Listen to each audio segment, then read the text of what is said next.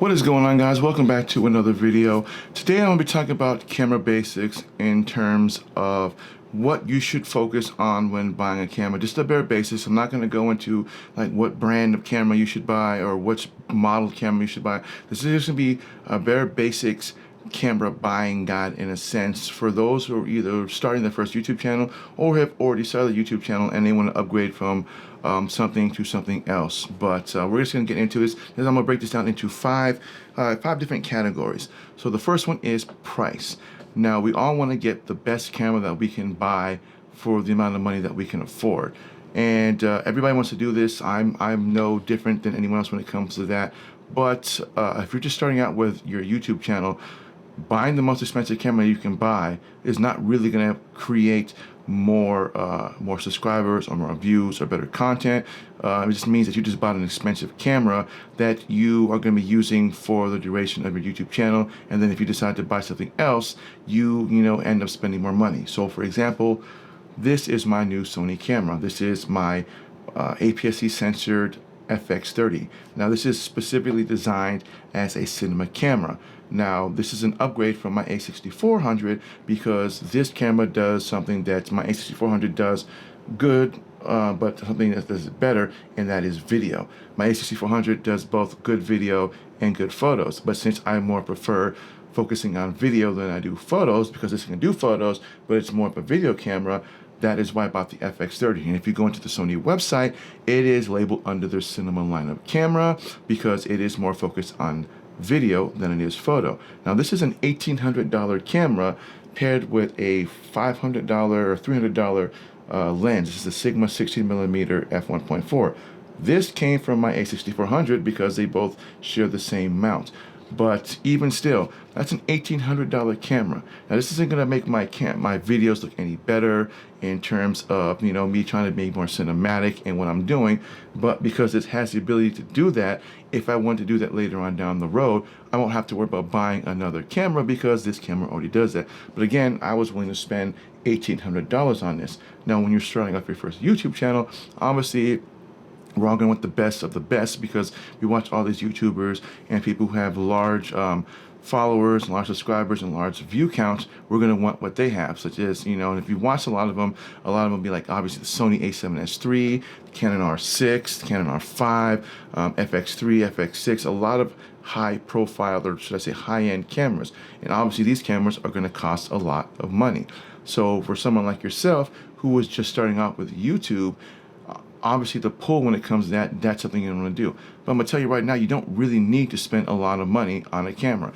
If all you have is your cell phone, that there is a perfectly good video camera. All you need is something like one of these or one of these. This is just basically a cell phone holder. Preferably you want to get one that has a cold shoe, because what you can do is mount your cell phone onto this and you simply can buy a wireless mic system like the Rode wireless mics or the Deity, and you can simply just attach that to that, and then on the other end or the other part of these wireless cameras, a receiver that you simply just plug into your phone via an adapter.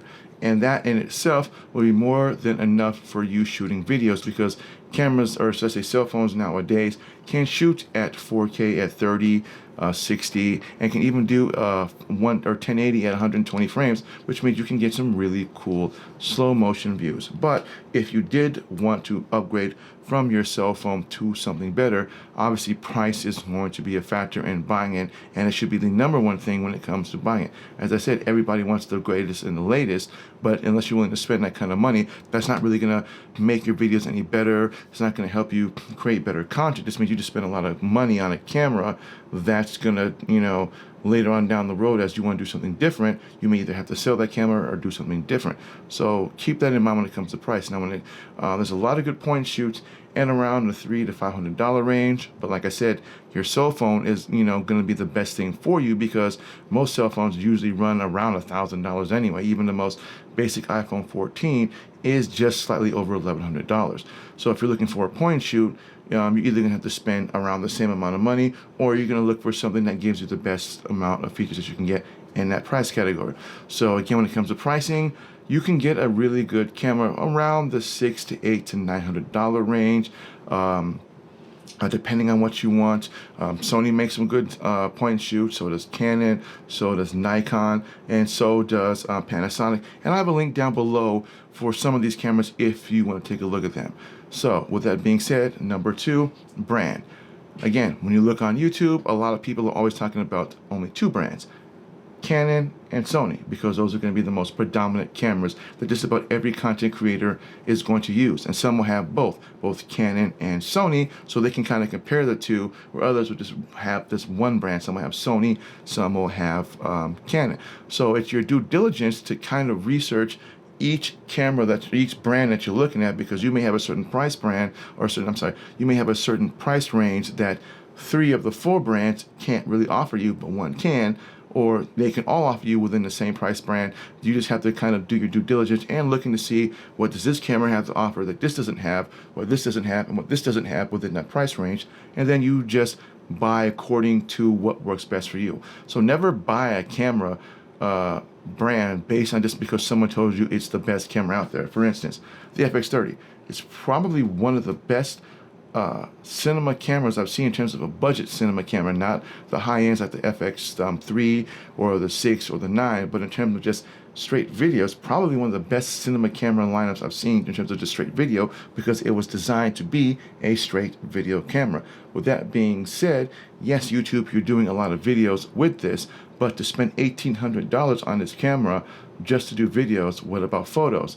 This does an okay job at photos, but if you're someone who loves to do more photos and video, then you spending $1,800 on a camera just doesn't make sense. So you always want to do your diligence and research each brand, and then whatever works out for you, you buy according to that. And then if it switches into something different, then again, you do the same thing. Look at what some brands have to offer versus others. Don't just jump into a brand because 10 out of the 20 YouTubers that you're watching all talk about Sony, and then you're like, oh, I should buy the Sony because it's the better brand. No, don't do that. Just do your diligence, research, and you'll be fine. Now, point number 3, you have different types of sensors for different types of cameras. There's 3 main types. You have your full frame, your APS-C sensor, and your Micro Four Thirds. I'm not going to go too into depth into each and every single one of them, other than just kind of price points for them and what some have and what some don't have. So 1, your full frame cameras are going to be your more expensive brands or your more expensive versions of cameras, because they have better light, they work better in low light, so you'll be able to get more detail with a full frame as opposed to cameras that have APS-C sensors or Micro Four Thirds, which are 2 other smaller lenses. They don't do as well in low light as full frame. With that being said, full frame cameras are going to cost you a pretty penny, because they're designed to work better in low light as opposed to APS-C censored cameras or Micro Four Thirds cameras. Number 4 is going to be features. Now, we all want features on the camera that we want, but want to keep it inexpensive. The number 1 feature that almost everybody's always going to agree on is that a camera, if you're going to buy it, you should have a articulating screen, because this is going to give you the most useful feature that you can use out of a camera. So I'm a solo content creator. I don't really have a lot of people. I don't have anybody, walking around doing my videos for me. So for me, this is very useful because 1, when I get ready to shoot my videos, before I even hit record, I can see what I look like through the camera lens to see, is my shutter speed right? Am I shooting the right resolution? Is my ISO okay? Is my aperture fine? If that's not, then I can switch that before hitting record. Whereas other cameras, not all, but most cameras who have it on the back, well, you won't even know what it is. You'll just hit record, and if you've never done video recording, if you've never done video editing before, trying to edit that in post-edit can be a lot more challenging, especially if you've never done it before, because you're not really understanding what your ISO white balance is, what your shutter speed is, and what your color grading is. And it can be a little bit frustrating, and then you end up wasting all this time trying to figure this out, and then having to kind of eventually redoing the video all over again once you get what needs to be corrected. But with an articulating screen, you'll be able to do that. Now, some are going to be touchscreen, some aren't going to be touchscreen. That just depends. Typically, if you want features like that, you are going to get them on much more expensive models. You don't really get it on any of the kind of mid-priced or low-priced cameras. The FX30 has it, which is actually kind of cool, but because I'm so used to using one without it, my Sony ZV-1 and my A6400 did not have touchscreen. So I was just so used to not having that having on a camera that has it. It's just having my mindset, having to remember that, oh, I don't have to use dials. I can just simply tap on the button and then select what I want. Now again, that's not something you need to have on the camera, but having a full articulating screen is something that you're going to want. Now you also want to make sure, and pretty much most cameras should have this, it should have a mic input for plugging in any type of external mics, whether it's a shotgun mic or a wireless mic. They all should have that. Now if they don't, again, camera audio quality isn't bad, but having a shotgun mic or a wireless mic, or having one where you can plug in a lavalier, is going to give you better options other than just the straight camera audio itself. Number 5 now is going to be resolution. So all cameras, including cell phones, will shoot at the higher resolution, which is going to be 4K, whether it's 60, 30, or 120 for slower frames. They're all going to be able to do that. 1080 is going to be the most standard basic when it comes, because that's high def. 1080 60, 30, and you can also do up to 240. That's a slower frame rate for those really slow motion kind of videos. If you're doing a lot of sports, whether it's football, soccer, or watching NASCAR, something like that, they'll all be able to do that. Now, the second thing you have to remember when it comes to shooting in a higher res is that you're going to need a computer that's going to be able to actually take those frames, render them, and cut them up with, a little bit of ease. So if you have a camera that's only just strictly shooting in 1080, you don't need an $8,000 or $1,000. Sorry, you don't need $1,000 laptop to shoot 1080 video, because pretty much anything around the $600 to $800 range with 16 gigs of RAM is more than capable of doing that. Certainly when it comes to MacBooks, even the MacBook Air M1 can do 1080 video perfectly fine. But if you want to shoot in higher res, that's where you're going to have to look at pricing for your computers. And when it comes to PCs, if you're looking at laptops, anything with a discrete graphics card and a minimum of 16 gigs of RAM is all you need. Now, I'm not going to go into specific brands and which ones you should buy, but keep that in mind. If you want to shoot and higher frame rates or higher resolution, you're going to need a computer with a discrete graphics card that's able to render those videos aside, as opposed to just having the CPU with its integrated graphics pushing all that out there for you. You're still going to need 16 gigs of RAM, because most video editing programs require a minimum of 16 gigs of RAM. Now, if you're running a Mac, you can do that with a Pro if you want to. Pros are going to be a little bit more expensive, but if you have the money to buy the Pro, then you're going to have to do that. Otherwise, if you're just going to be shooting in 1080, you should be perfectly fine with the M1 Air. Otherwise, the M2 Air can also do that as well. Just keep that in mind. Like I said, I'm not going to go into which brands are going to be better than what for it. Just when you're looking at shooting at higher resolutions, you are going to be needing a better computer than the one that you already have, because now you're shooting at higher frame rates and higher resolutions. When it comes to rendering, especially when it comes to editing, and you're scrubbing back and forth on your timeline, you want to make sure that you have the most amount of computer processing power that you can use, as well as graphics, so that you're not sitting there waiting for the computer to kind of render and catch up, and all at the same time it's just overheating, and then your computer could crash on you, or the program could crash on you, is what I meant to say. If the program crashes on you and you don't have any videos or any of your things saved, you're going to have to start from scratch all over again. So when it comes to when to shoot at higher frame rates and higher resolutions, sorry, I mean to say higher resolutions, not higher frame rates.